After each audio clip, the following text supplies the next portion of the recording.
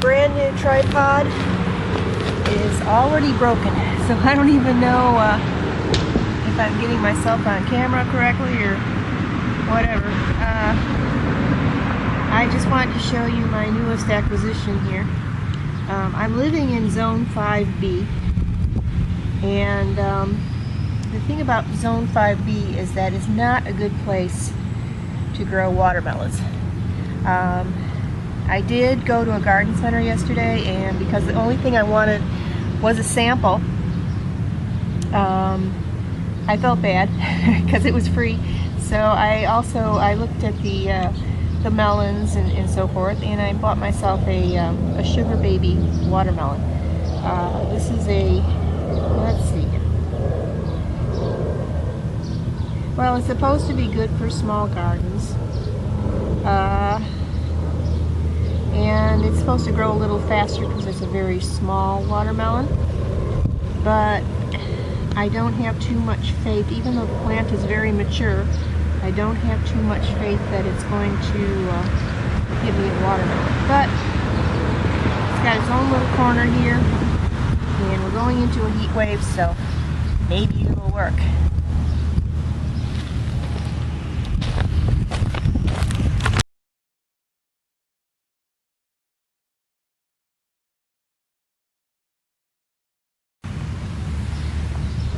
And I've been finding out a lot of things about Maxima pumpkins. Growing them is quite a different deal than growing your average jack-o'-lantern pumpkin or even your average pie pumpkin. I wasn't able to find any videos that were directly about big moon pumpkins, but the ones I was watching about large pumpkins all seem to say the same thing. That they do start out this yellow color, and they do stay that way, which is interesting. So this is a good healthy one here, so I'm going to take all the other ones off the plant, which is something you're supposed to do with Maximas, and then see what I get. We also have a little problem with a tertiary vine here, which ordinarily I wouldn't be worried about with a regular pumpkin. See that? It just shot off towards the fence there. That's going to be cut off because it does take energy away from the main plant. So that's what I learned about giant pumpkins this week. They're called Maximas. They are different from your regular pumpkin. And this is my first time growing them. And here we have good old cargo, which always fails for me, but I think I have a cargo on the way here. Matter of fact, it beat Racer because the pumpkin we had form on the Racer vine actually died. Alright, now of course I can't find it because I am looking for it. Let's see, it's a pretty good size too for this time of the year.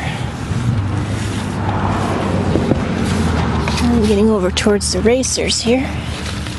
Well, I can't find it, but as it gets bigger, we will find it. Oh, goodness. Sorry about that. We have a terrible problem with mosquitoes in this town, and I have bites all over me, and I just had another one try to bite me just now. It's very, very frustrating to try to be outdoors lately. The town did claim it sprayed, but didn't seem to do any good. I think it's because of all the rain we've had, which is good in one way because I haven't had to water the garden at all. But in another way, you end up with mosquitoes. So let's see here. Yeah, I can't find the cargo pumpkin, but dang it, another mosquito.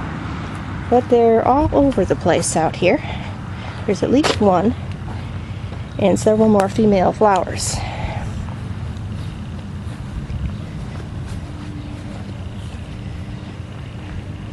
Mind you, that mosquito assault I just underwent was after I sprayed the garden with repellent. And one of those backyard foggers. Didn't work at all. Okay, let's see here. There it is. Yay. Right there. Yay. So we do have a pumpkin on the way. It's a cargo. And we had a racer, but I don't think the racer is with us anymore because it started to rot.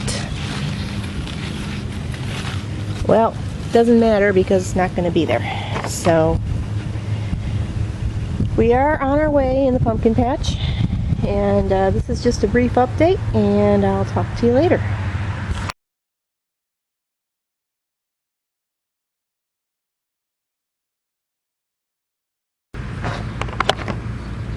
It's not the hottest day we've ever had, but it's not pleasant out here.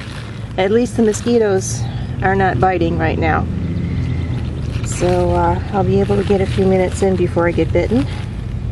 Here is a big moon pumpkin. It appears to have been pollinated, and it's been putting on, well, packing on ounces instead of pounds at this point, but it's been getting a lot bigger every day. I did put a little piece of plastic underneath it so it's not sitting directly on the soil. And here is, what's that in there? Whoa, dude. There. See it? Not huge, but cute. You know, maybe kind of growing bigger every day. Something I want to show you. I can't move this pumpkin much because there's a root right behind it. And the reason I wanted to show you that, I should probably bury that root, but the reason I wanted to show that to you is I saw a video from a gardener who has quite an active channel, over 100,000 views on his videos. And he was saying something about pumpkin roots all being back at the base of the plant, and how you have to water them at the base of the plant and not all over the plant, and blah blah blah. That concerned me a little. That's not accurate.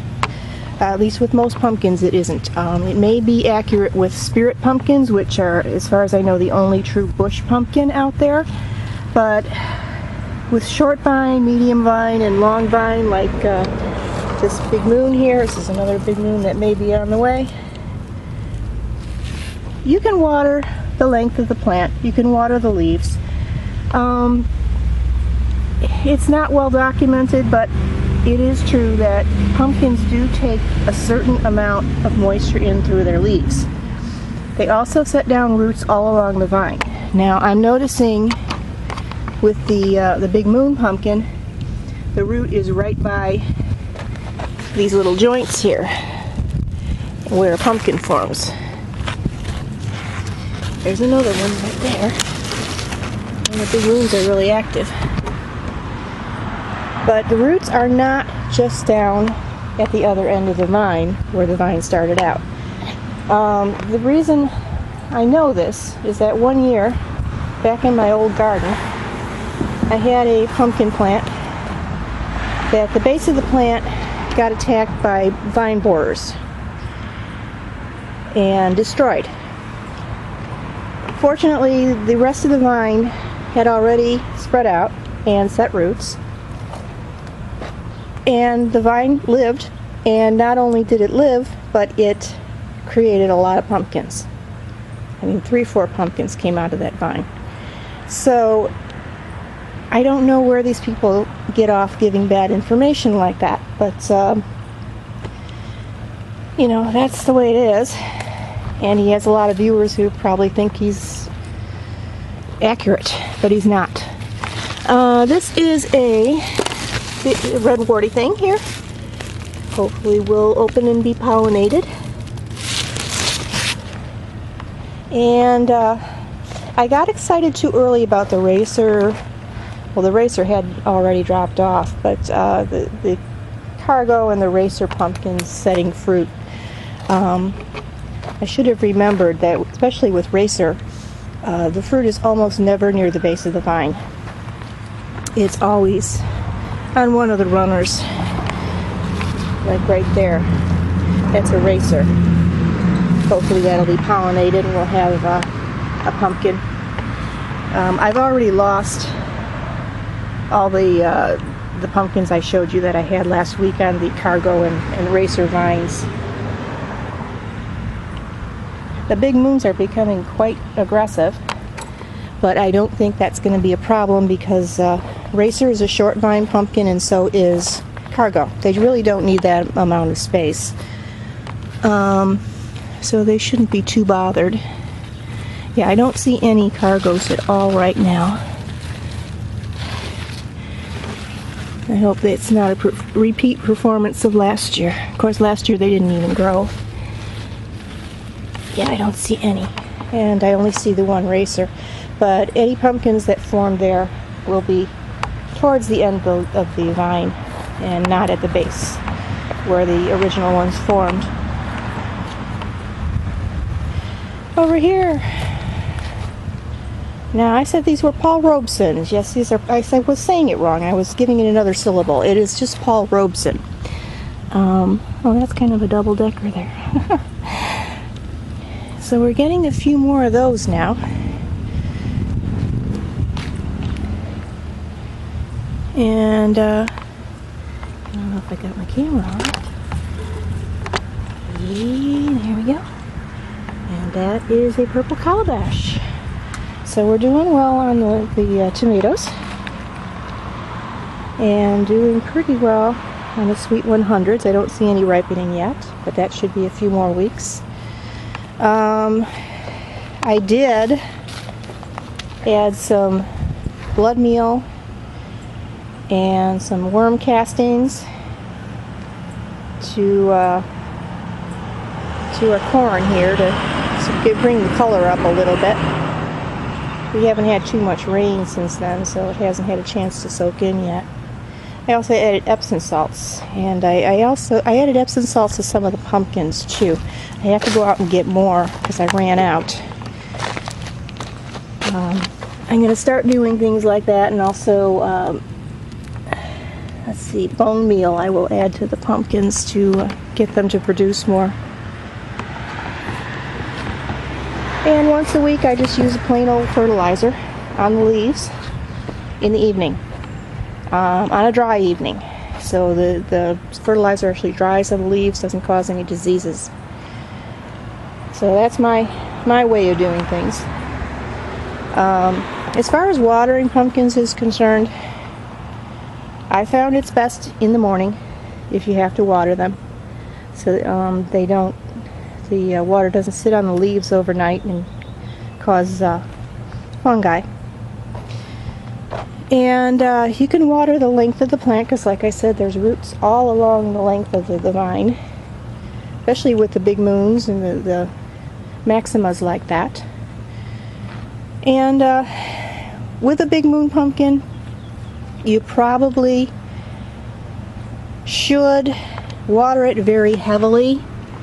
It's not really necessary with the smaller pumpkins. They shouldn't, of course, be allowed to dry out, but they're not water hogs. They have ways of getting water. There's some people I know growing pumpkins who'd never water them at all. So that's my pumpkin segment for this week. I'll see you next time.